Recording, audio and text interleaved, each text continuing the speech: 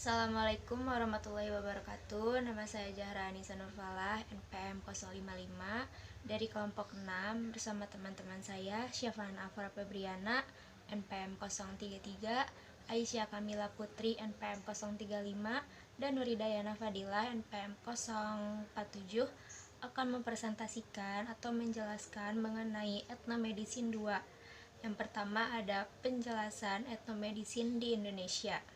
Etnomedisin adalah persepsi dan konsepsi etnis atau masyarakat lokal dalam memahami kesehatan. Studi etnomedisin di Indonesia diawali oleh Rumpius pada abad ke-19 yang mendokumentasikan pemanfaatan tumbuhan oleh masyarakat Ambon dan pulau-pulau yang didokumentasikan dalam buku Herbarium Amboinense. Heine pada tahun 1927 mencatat sebanyak 1040 tumbuhan bermanfaat obat yang didokumentasikan pada buku berjudul Tumbuhan Bermanfaat Indonesia. Penelitian ini terus berkembang, namun sebagian besar memusatkan di Pulau Jawa dan Bali, sedangkan pulau lainnya masih sedikit. Beberapa obat yang berasal dari pengetahuan lokal antara lain, yang pertama ada quinin. Quinin diadaptasi dari pengetahuan suku asli Incas yang telah lama menggunakan cincona sebagai obat malaria. Dan yang kedua ada reserpin. Reserpin yang berasal dari Rauwolfia sepertinya telah lama digunakan penduduk India sebagai obat untuk menurunkan tekanan darah. Pada saat ini, penelitian etnomedisin banyak ditunjukkan untuk menemukan senyawa kimia baru yang digunakan dalam penemuan obat-obat modern penyakit berbahaya seperti obat kanker dan lain-lain. Nama saya Syafana Afra Febriana, NPM 033, akan menjelaskan mengenai hubungan sebab akibat. Jadi, sistem sebab akibat dari suatu penyakit itu menunjukkan adanya harmonisasi di dalamnya. Artinya terdapat hubungan sebab akibat dari suatu penyakit. Lalu, sistem-sistem penyebab penyakit merefleksikan atau mencerminkan prinsip-prinsip maupun pola-pola dasar dari dalam budayanya. Hubungan sebab akibat itu ada personalistik dan naturalistik. Kalau yang personalistik, menurut Glick tahun 1967 menjelaskan bahwa penyakit disebabkan agen-agen yang dengan beberapa cara menjatuhkan kekuatan mereka atas diri dari para korban. Agen-agen dapat berupa makhluk manusia super. Logisnya itu membutuhkan jenis penyembuhan tertentu. Contohnya menggunakan jasa dari peramal maupun dukun. Tujuannya itu lebih kepada mencari penyebab dari penyakitnya. Jadi beranggapan bahwa penyakit itu bukan berasal dari dalam tubuh. Intinya itu dia bersifat magis.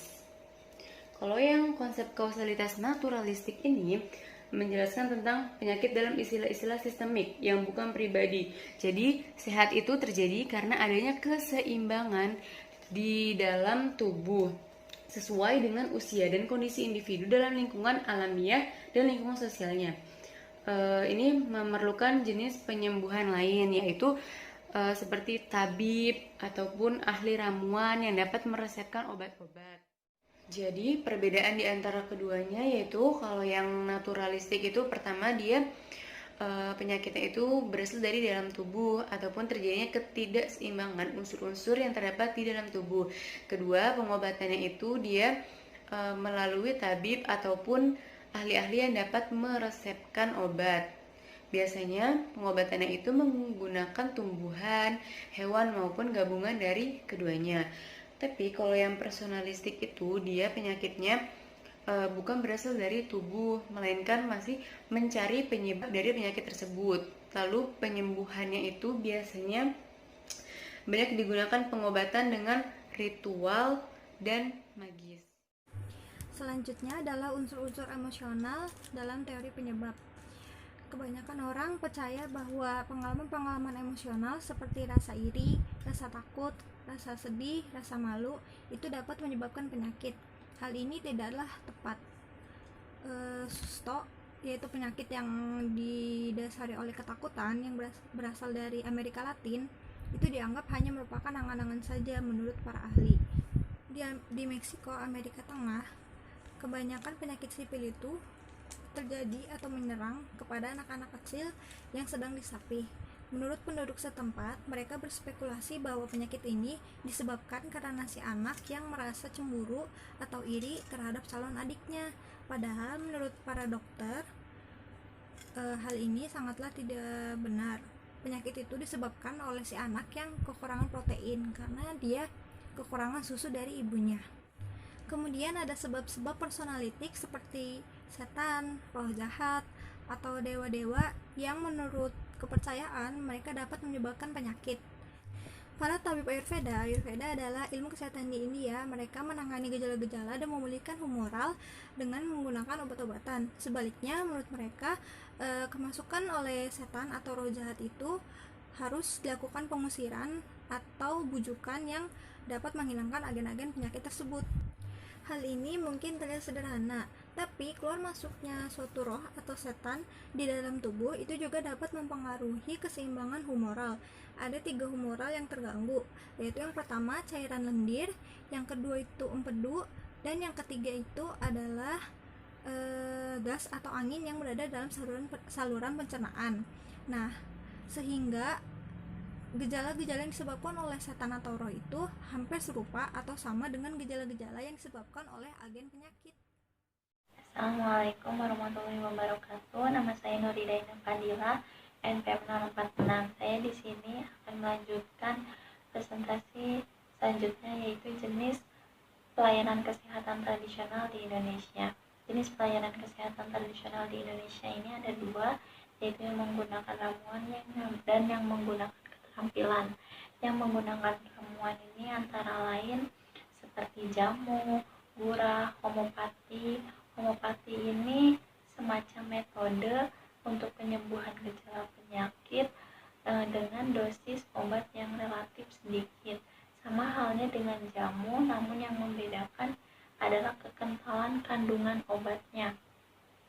Homopati ini ditemukan oleh dokter asal Jerman dan di Indonesia dikenal beberapa tahun terakhir.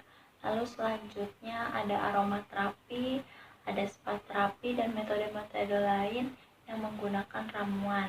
Yang kedua yaitu menggunakan keterampilan. Menggunakan keterampilan ini contohnya akupuntur atau tusuk jarum, yaitu penusukan jarum di area tertentu di tubuh dengan menggunakan jarum yang tipis dan tajam, gunanya untuk mengalirkan aliran energi di tubuh.